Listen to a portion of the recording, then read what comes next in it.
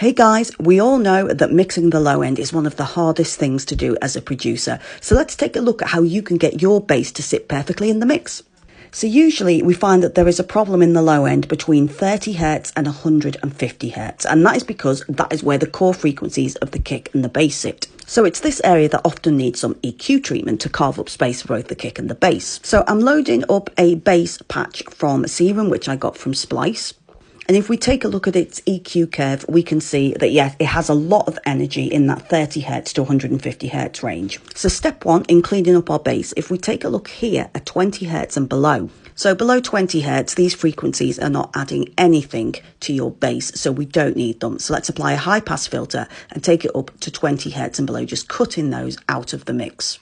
Now, the core fundamental frequencies of most basses sit between 30 to 80 Hz. This is where most of the energy in the bass comes from. So what we're going to do is we're going to boost these frequencies using mid-side processing. This ensures that the most important frequencies of the bass are right there in the center of the mix. We're going to keep the Q fairly narrow and just finding that sweet spot. Next, we're going to connect our bass to the kick using sidechain.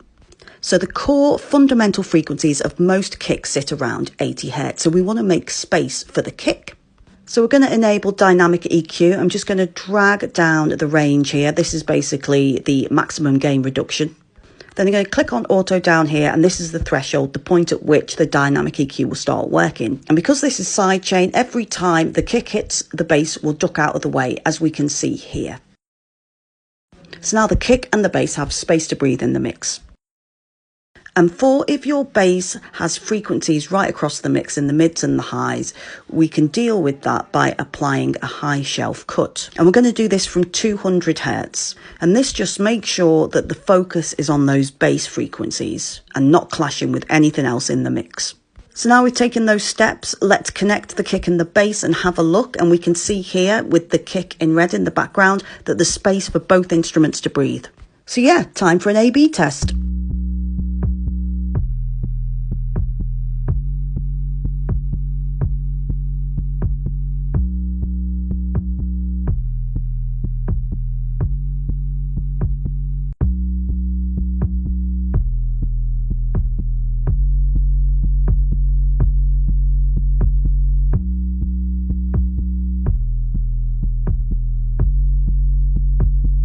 I'm Aubrey Whitfield, thanks for watching.